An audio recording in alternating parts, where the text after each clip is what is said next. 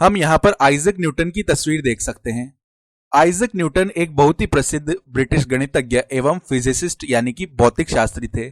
और इसी प्रकार यहाँ पर हम गॉटफ्रीड लेबनीज की तस्वीर देख सकते हैं। गॉटफ्रीड लेबनीज एक बहुत ही प्रसिद्ध जर्मन गणितज्ञ एवं दार्शनिक यानी कि फिलोसोफर थे। और ये दोनों मिलकर ही हमारी जो कलन गणित यानी कि कैलकुलस है उसके जनक के रूप में माने जाते हैं। और इन्होंने अपना अधिकतर जो काम है वह 16वीं सदी के अंत में किया था। और यहाँ पर इस तस्वीर में हम एक जमैकाई धावक देख सकते हैं जिनका नाम उसेन बोल्ट है। उसेन बोल्ट के बारे में खास बात यह है कि यदि हम 2012 तक की बात कर रहे हैं तो ये इस दुनिया में सबसे तेज धावक है, या संभवतः ऐसे भी कह सकते हैं कि इस दुनिया में अब तक जितने भी इंसान हुए हैं उन सभी इंसानों में सबसे तेज व्यक्ति यानी तेज दौड़ने वाला व्यक्ति उसेन बोल्ट ही है। अब आप यह सोच रहे होंगे कि इन तीनों व्यक्तियों में क्या संबंध होगा। आपके दिमाग में आ रहा होगा कि इनके बीच कोई भी समानता नहीं हो सकती, किंतु हम यह देखेंगे कि ये तीनों ही व्यक्ति एक ही आधारभूत प्रश्न पूछते हैं। किस प्रकार का प्रश्न? कि किसी भी चीज की ताक्षणिक परिवर्तन की दर क्या है, यानी जो इंस्टेंटेनियस रेट ऑफ चेंज है किसी चीज की वह क्या होने वाली है। यदि हम उसेन बोल्ट के संबंध में बात कर रहे हैं तो हम यह नहीं देखेंगे कि पिछले सेकंड या अगले 10 सेकंडों में जो औसत परिवर्तन की दर है उसेन बोल्ट की वह कितनी है। हमें इससे मतलब है कि इस समय यानी इसी क्षण जो ताक्षणिक परिवर्तन की दर है उसेन बोल्ट की वह कितनी होगी, यानी इंस्टेंटेनियस रेट ऑफ चेंज क्या होने वाली है। और हमारी जो अवकल गणित है जिसे हम इंग्लिश में डिफरेंशियल कैलकुलस कहते हैं वह इसी प्रश्न का उत्तर देने का प्रयास करती है। तो अवकल गणित इसे हम इंग्लिश में डिफरेंशियल कैलकुलस कहते हैं और न्यूटन ने इसके लिए एक पद दिया था जिसे हम इंग्लिश में कहते हैं मेथड ऑफ फ्लक्सियंस, या हिंदी में कह सकते हैं फ्लक्सियन की विधि। हालांकि यह पद थोड़ा विचित्र लगता है किंतु बात यही हो रही है कि किसी क्षण पे क्या हो रहा है। तो किसी क्षण यानी कि इंस्टेंट की बात की जा रही है। अब यदि हम यह सोचें कि जो पारंपरिक बीजगणित यानी ट्रेडिशनल अलजेब्रा है उससे इस प्रश्न का उत्तर ज्ञात करना इतना सरल क्यों नहीं है, तो उसे समझने के लिए चलिए यहां पर हम एक आलेख बना लेते हैं। मान लीजिए इस प्रकार से यह y अक्ष है और यहां पर हम क्या दर्शा रहे हैं, y बराबर जो दूरी यानी डिस्टेंस आ रही है। अब हम d बराबर भी दूरी दर्शा सकते थे किंतु d किसी और के लिए हम आगे प्रयोग करेंगे।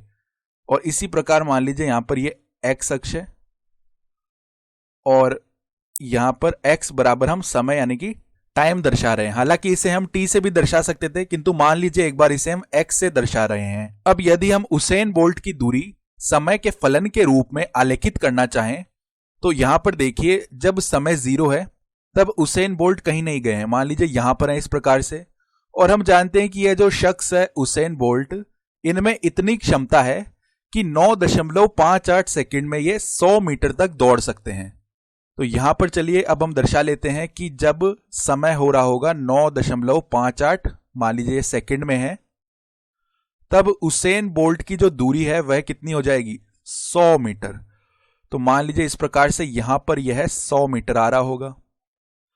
और यदि हम ऐसे दर्शाएं तो संगत बिंदु कुछ इस प्रकार से आ जाएगा। जब समय है 9.58 सेकंड तब जो दूरी है वह कितनी है, 100 मीटर। और इस जानकारी का उपयोग करते हुए हम उसेन बोल्ट की जो औसत चाल है यानी एवरेज स्पीड वह पता कर सकते हैं। तो औसत चाल किसके बराबर आ जाएगी, औसत चाल बराबर में जो दूरी में परिवर्तन है यानी डेल्टा दूरी बट्टा में जो समय में परिवर्तन है यानी डेल्टा समय।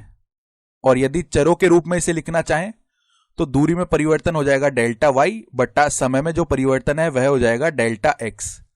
इस बिंदु से इस बिंदु तक आने में जो औसत चाल है। और डेल्टा वाई बट्टा डेल्टा एक्स से आप परिचित होंगे।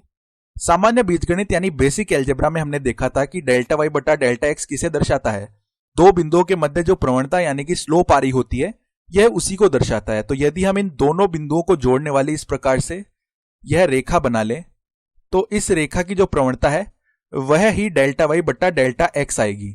तो यदि हम यहां पर y के मान में परिवर्तन देख लें तो मान लीजिए वह कुछ इस प्रकार से ऐसे आ रहा होगा कि हमारा y के मान में जो परिवर्तन है वह हो जाएगा, यानी जो डेल्टा y का मान है वह आ जाएगा 100 मीटर।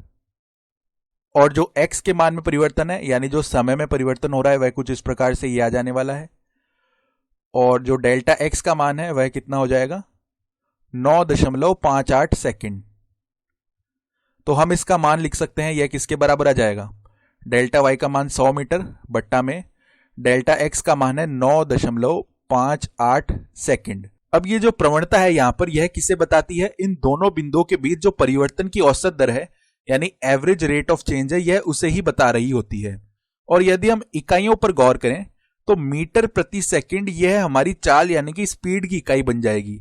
और यदि हम यहां पर दिशा का भी उल्लेख करते हैं यानी कि डायरेक्शन को भी स्पेसिफाई करते हैं तो उस स्थिति में इसे हम वेलोसिटी यानी कि वेग कह सकते हैं। तो कैलकुलेटर की सहायता से यदि हम इसका मान निकालेंगे तो लगभग यह किसके बराबर आएगा, 10.4 और इसके लिए जो इकाई है वह है मीटर प्रति सेकंड। यह तो उसेन बोल्ट की औसत चाल यानी कि एवरेज स्पीड है।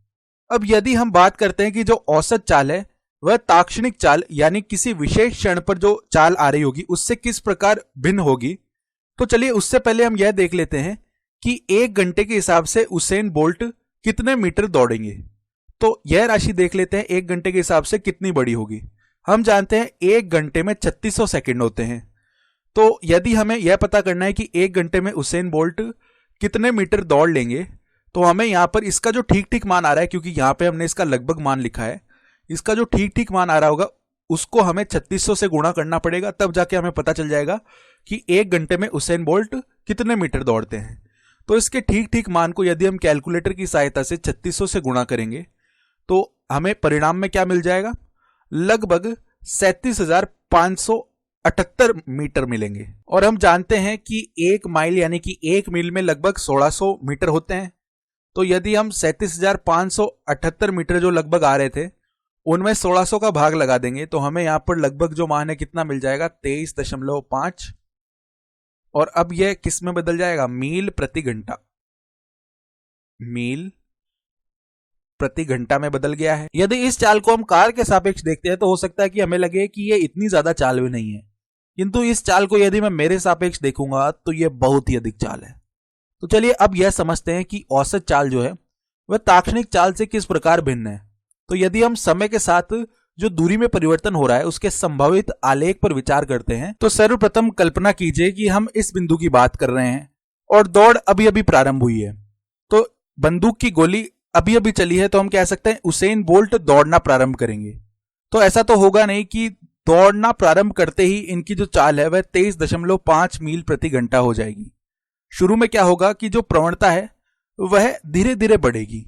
तो मान लीजिए कुछ इस प्रकार से धीरे धीरे बढ़ेगी और ऐसे ढलान यानी कि स्टीप होगी।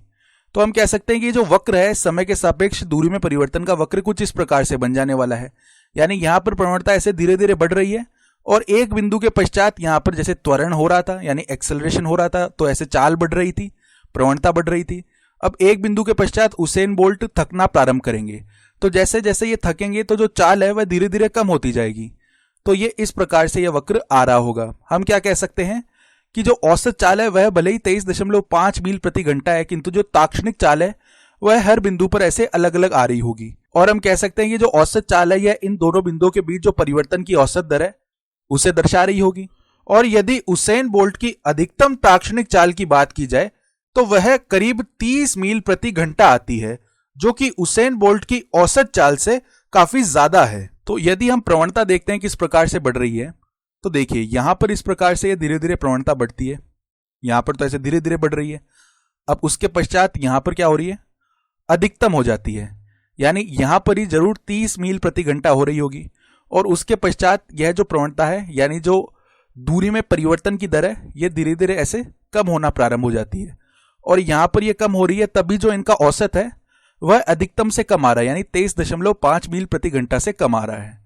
अब चलिए यदि हम बात करते हैं कि हम इस बिंदु पर जो प्रवणता आ रही है उसका मान सन्निकटन करना चाहते हैं, यानी अप्रोक्सीमेट करना चाहते हैं, तो उसके लिए हम क्या करेंगे, यहां पर x दिशा में चलते हैं। मान लीजिए डेल्टा x चले x दिशा में, तो संगत जो y दिशा में कितना चले, हम y दिशा में जो परिवर्तन है उसको हम कह देते हैं डेल्टा y आ रहा है। तो हम कह सकते हैं कि यहां पर जो प्रवणता का मान है वह हम कैसे निकालेंगे, जो y के मान में परिवर्तन है बट्टा जो x के मान में परिवर्तन है। और यदि हम इसका सन्निकटन कर रहे हैं तो हम चाहते हैं कि ताक्षणिक चाल का मान हमारे पास ठीक ठीक आ जाए। तो उसके लिए क्या करना पड़ेगा, जो ये डेल्टा x का मान है इसको शून्य की ओर अग्रसित करवाना पड़ेगा। यानी ये डेल्टा x का मान यदि बहुत छोटा हो जाएगा, यानी जितना ये छोटा होता जाएगा उतना ही यथार्थ हमें यहाँ पर ताक्षणिक चाल का मान मिलता जाएगा। ताक्षणिक चाल कह सकते हैं या ऐसे कह सकते हैं कि इस बिंदु पर जो स्पर्श रेखा की प्रवणता है वह मिल जाएगी, या यदि हम कलन गणित की भाषा में कहें तो कह सकते हैं कि इस बिंदु पर जो अवकलज का मान है वह हमें मिल जाएगा।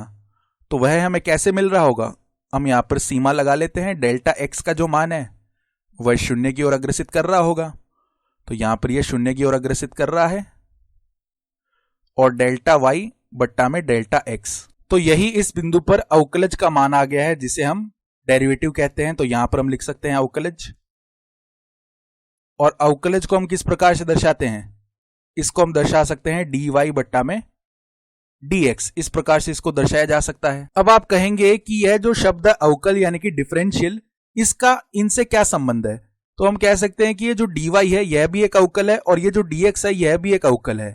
dy को हम ऐसे समझ सकते हैं जो y के मान में अनंत रूप से सूक्ष्म परिवर्तन है, और dx को हम समझ सकते हैं जो x के मान में अनंत रूप से सूक्ष्म परिवर्तन है।